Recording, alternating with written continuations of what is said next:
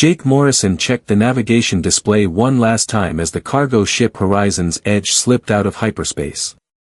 Ahead of him floated Kepler 442c, a blue-green world that, from orbit, looked as serene as it had 6 months ago. From space, it was hard to believe that this planet represented more than rock, water, and air. It was history. Somewhere on its surface lay New Haven Colony, humanity's first true settlement beyond the solar system. 50,000 miners, engineers, scientists, and families had made their lives here. They had built homes, schools, even theaters. New Haven was more than a colony. It was proof that humanity could survive in the galaxy. "Looking good from here, Commander," said Lisa Brooks, her voice soft but eager. She sat at the science console, her dark eyes fixed on the incoming planetary data. Lisa had been making this trip for 3 years now. As a xenogeologist, she lived for these moments. Approaching a new world, sensing its secrets, eager to see what the miners had uncovered during her absence. Jake gave a small nod. "Let's check in." He activated the comms. "New Haven Control, this is cargo vessel Horizon's Edge requesting landing clearance. We have your monthly supply shipment ready for delivery."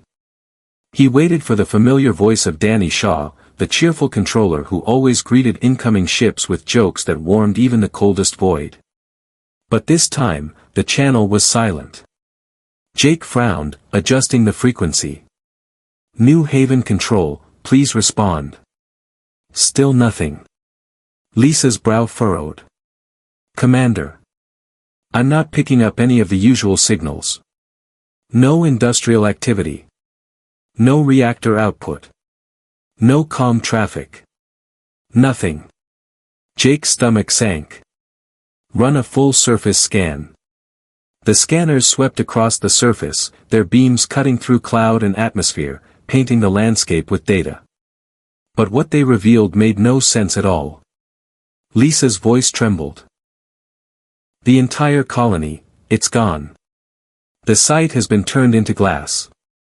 Perfectly smooth, crystalline glass that stretches for hundreds of kilometers." Jake piloted Horizon's Edge lower, and through the viewport he saw it for himself. The mountains where the mines had burrowed into ancient stone, gone. The river that had sustained the colony, erased. In its place was only a shining, featureless plain, reflecting the sunlight like the surface of some alien mirror. "Any debris? Any wreckage?" Jake asked, though his voice was already fading. Lisa shook her head. "Nothing. No trace of metal. No trace of organic matter. It's as if the colony never existed." Ben Carter, the ship's communications officer, chimed in with grim finality. "Commander, I've scanned every emergency channel. No distress calls. No satellites. Even the deep space relay that connected New Haven to Earth, offline. It's dead. All of it." Jake stared at the wasteland below. 50,000 people didn't just vanish. Even the mining equipment, worth billions, was gone. The implication clawed at his mind, this wasn't an accident. "Lisa, could this be a weapon?" She hesitated. "Not a human one. To restructure rock at the molecular level across this scale would require energy output beyond anything humanity can generate. If this is a weapon, then it belongs to someone else." Her words hung in the cabin like a death sentence. Jake swallowed hard. "Ben. Record everything. Every scan, every reading. Duplicate all files. We leave immediately." The Horizon's Edge turned from Kepler 442c, engines igniting as if fleeing the impossible truth. Jake opened a secure channel to Earth Defense Fleet. The face that appeared was Captain Steve Hayes, his usual calm etched with worry. His nephew, Tommy, was among the colonists. "Earth Defense, this is Morrison aboard Horizon's Edge. Priority Alpha transmission. New Haven Colony has been destroyed by unknown forces. No survivors detected. Presumed total loss of 50,000 lives. Request immediate military response. Hayes' face drained of color. Repeat that, Commander. Did you say destroyed? Jake closed his eyes. Confirmed. Not a trace remains. Captain. I'm sorry about Tommy. There was a silence that seemed to stretch across the stars. Finally, Hayes' voice returned, clipped and hard. Understood. Return to Earth at maximum speed. Fleet Command will assemble an investigation team immediately. Jake cut the channel. He sat back in the captain's chair, staring into the void. The realization was undeniable now, humanity was no longer alone. But their first contact with alien intelligence had not been a meeting, a greeting, or even a warning. It had been genocide. The galaxy had just become a much darker place. Admiral Patricia Kane stood before the largest emergency gathering of United Earth Military Command ever assembled. Around her, holodisplays projected the scans and recordings from Horizon's edge. The silent room was filled with generals, scientists, and strategists, men and women who had seen war, but never anything like this. Ladies and gentlemen, Kane began, her voice low, steady. We are no longer alone. And our first contact with alien intelligence has been an act of extermination. 50,000 innocent civilians, erased. The technology used here surpasses anything we understand. This is not war as we know it. This is annihilation. Dr. Marcus Webb, humanity's leading theoretical physicist, stepped forward. He had studied the New Haven data obsessively for days. His conclusion was simple, and terrifying. The energy patterns suggest weapons that disassemble matter at the molecular level. That's why we found no debris. Nothing remained. It wasn't destroyed. It was unmade. A ripple of unease filled the chamber. Captain Steve Hayes spoke next, his voice tight with personal grief. Doctor, what kind of civilization could do this? Raiders? Explorers? Conquerors? Webb shook his head grimly. Not raiders. The precision suggests something far worse. This was not resource gathering. It was systematic sterilization. Designed to erase every trace of humanity. The silence was heavy, suffocating. Humanity was not facing chance encounter. They were facing predators, ones who had erased entire civilizations before. And now, they had found Earth. The meeting in Geneva had ended, but its shadows stretched across every continent. News of New Haven's annihilation could not be contained forever, yet for now, the truth was held within military silence. Civilians still dreamed of the stars, while their leaders stared into the abyss. Admiral Kane stood at the command balcony of Earth Defense Headquarters, her eyes fixed on the holographic projection of a single vessel, Silent Runner. Unlike Earth's other warships, Silent Runner was no battleship, no show of force. It was a whisper in the void, stealth plating, heat-shedding systems, and engines designed not for speed but for silence. Its mission was simple and impossible: find the architects of New Haven's destruction. Silent Runner, this is Fleet Command, Kane spoke into the encrypted channel. You are cleared for launch. Intel Priority Alpha. Do not engage. Do not reveal yourself. Observe and return. Commander Elena Ruiz, the ship's captain, appeared on the feed. Her face was calm, almost detached, but her eyes betrayed what she knew. Acknowledged, Admiral. We'll bring you answers. The transmission ended. Moments later, Silent Runner slipped into the black. Humanity's first hunter was also its first prey. Weeks passed in silence. Inside Silent Runner, the crew lived in a rhythm of waiting. No music. No chatter. Every sound dampened. Every action careful. Even heartbeats seemed too loud. The stars offered no comfort, only endless watchfulness. Then one night, the void stirred. Lieutenant Zhao, monitoring deep space sensors, stiffened. Commander, I have movement. Multiple gravitic disturbances, 30 light-years ahead. Estimated mass, enormous. Ruiz leaned forward, her breath caught. Show me. The holographic display filled with contacts. Not one. Not 10. But hundreds. Massive objects moving in perfect formation, silent in the dark. Ruiz whispered the words her crew already knew, a fleet. They crept closer, slipping between comet tails and dust fields, watching from shadows. And then, they saw it. The alien fleet stretched across the void like a moving continent. Ships the size of cities, geometric in design, their surfaces shifting with strange luminous patterns. No heat signatures, no radio chatter, only the cold, mathematical certainty of motion. Lisa Brooks' counterpart aboard Silent Runner, Science Officer Dr. Anika Jansen, spoke in awe. Their hulls aren't metal. They're crystalline. Refracting energy in ways I can barely model. This isn't engineering as we know it. It's artistry. But admiration turned quickly to fear. Lieutenant Chow pointed to the data feed. Commander, you need to see this. Each ship carries arrays consistent with what we saw at New Haven. Energy fields capable of restructuring matter. These aren't warships in our sense. They're executioners. A cold silence fell over the command deck. Ruiz forced her voice steady. Record everything. Every detail. The world needs to see what we're facing. Then came something worse. Dr. Jansen's voice cracked. Commander, they're not heading deeper into the galaxy. Their trajectory, it's toward Sol. Toward Earth. The words were a blade through the crew.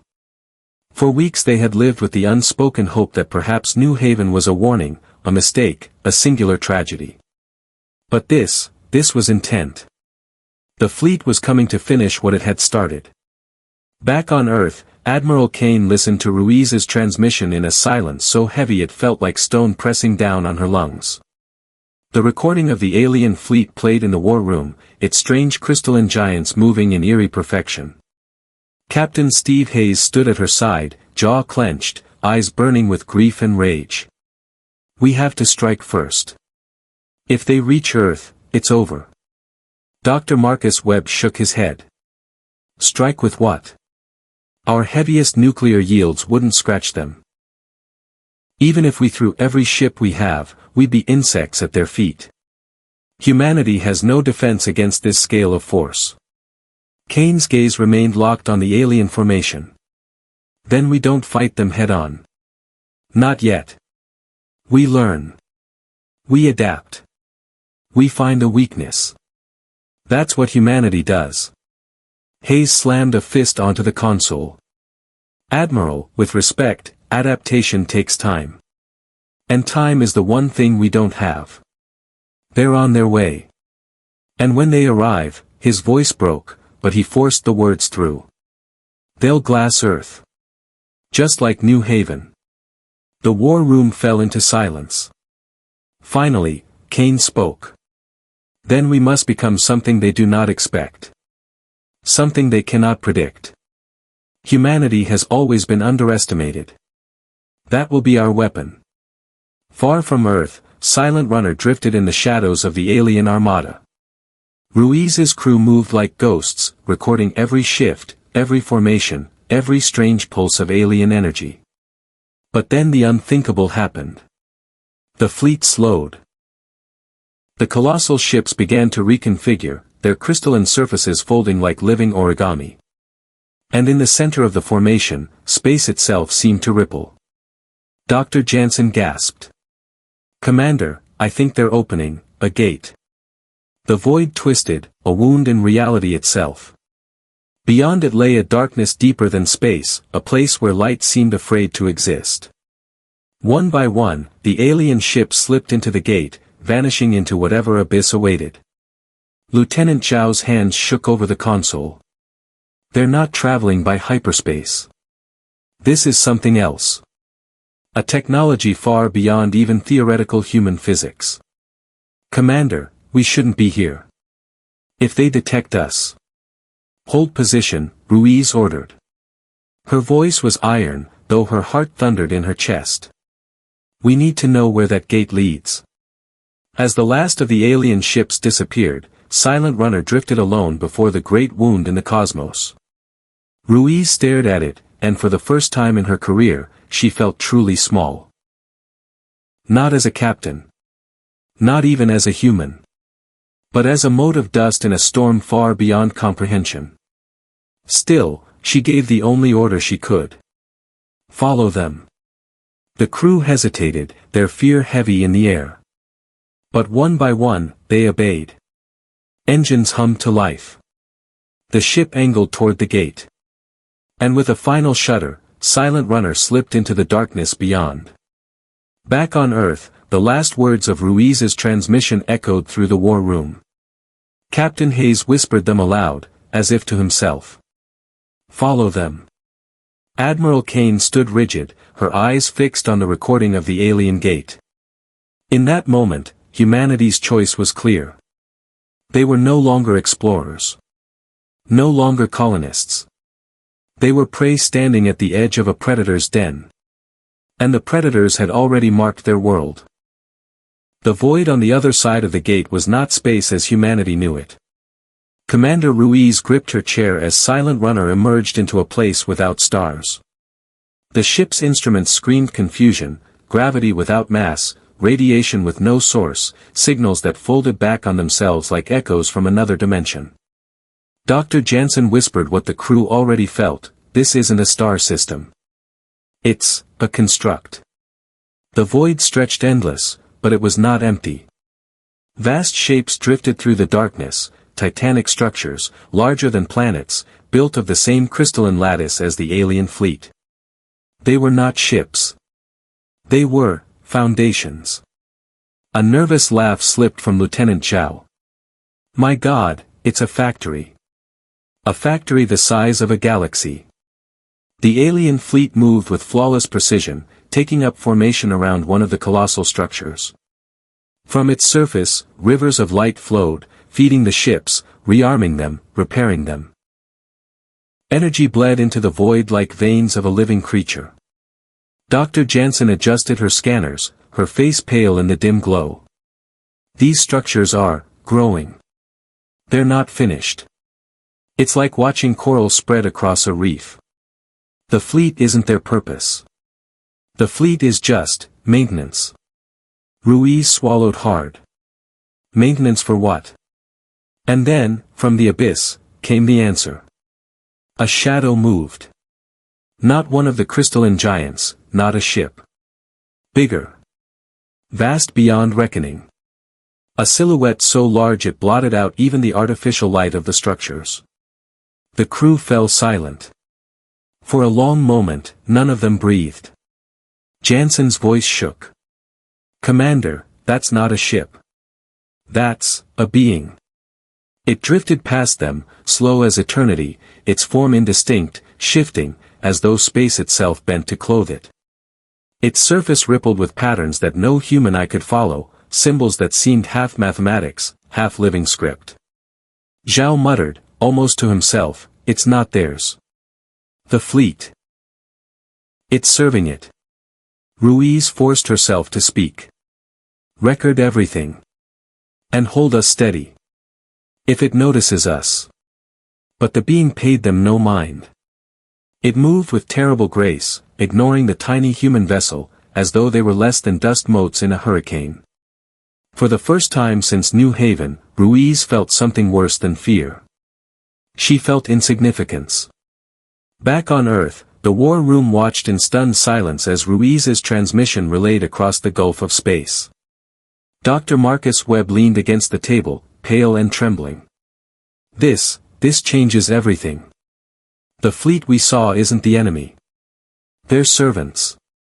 Custodians. The real power, his voice faltered. The real power is whatever that is. Captain Hayes shook his head, fists clenched. I don't care if it's a god. If it means to destroy us, we'll find a way to kill it. Webb turned on him. Kill it? Steve, we can't even comprehend it. That thing is older than our species. Older, maybe, than stars. Humanity isn't even an infant before it. Admiral Kane spoke at last, her voice quiet but steady. Then we must ask a different question. Why are they moving now? If these beings existed long before us, why strike only when humanity reached for the stars? Her words hung in the air like a sentence not yet spoken. In the abyss, Silent Runner remained hidden. The crystalline fleet moved with tireless precision, constructing more latticework, expanding the colossal structures. And always, the vast shadow of the being drifted nearby, silent, unknowable. Then the impossible happened. The being paused. Its form shifted, and from it emanated a pulse. Not light, not sound, but something deeper. Instruments went blind, sensors spun out of control, even the crew's thoughts seemed to quiver. Dr. Jansen clutched her head. It's broadcasting. Not at us, at them. On cue, the crystalline ships halted, as though frozen in obedience. The structures dimmed, their light folding inward, awaiting command. And from the depths of the being came something more terrifying than any weapon. A voice. Not heard, but felt, a resonance in the bones, in the marrow of thought. The crew could not understand the words, but they understood the intent. It was judgment.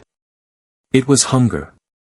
It was the cold decree of something that had waited, patient and silent, for 500,000 years. Back on Earth, the transmission fractured. The recording carried not the voice itself but the effect it had on the crew.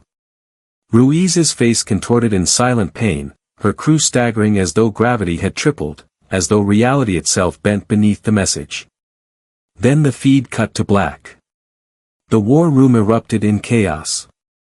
Hayes shouted for reconnection, Webb demanded analysis, Kane ordered silence. The recording ended, leaving them with nothing but a static-laced whisper. They see us. For hours after, Earth's leaders sat in silence. The implications were too vast. The alien fleet was not an empire, not a conquering race. It was a chain, a leash, in the hands of something greater. Something that had waited until humanity left its cradle. Dr. Webb broke the silence. We've spent 500,000 years wondering why we were alone. Perhaps, we were never alone. Perhaps we were, spared. Contained. Until now. Hayes's face twisted. Spared? You call what they did to New Haven spared? Webb's voice was hollow. You don't understand. New Haven wasn't destroyed as an act of war. It was erased, as a warning. Admiral Kane closed her eyes. Her voice was steady, but her words carried the weight of history. Then humanity's first step into the stars was not a beginning. It was a trespass. Far beyond Earth, in the abyssal construct, Silent Runner drifted powerless. The crew recovered slowly from the voice, their systems flickering back to life. Ruiz stared at the shadow still drifting among the crystalline titans. Every instinct screamed to run, but there was nowhere to run to. The being had spoken. It had seen them. And yet, it had not destroyed them. Dr. Jansen, pale and trembling, spoke first. Commander. I think it let us live. Ruiz turned to her, eyes wide. Why? No one answered. But in the silence, a terrible possibility took root. Perhaps humanity was not a threat to be destroyed. Not yet. Perhaps, they were being allowed to live. To grow. To be measured. And when the architects returned, it would not be to annihilate humanity. It would be to judge them.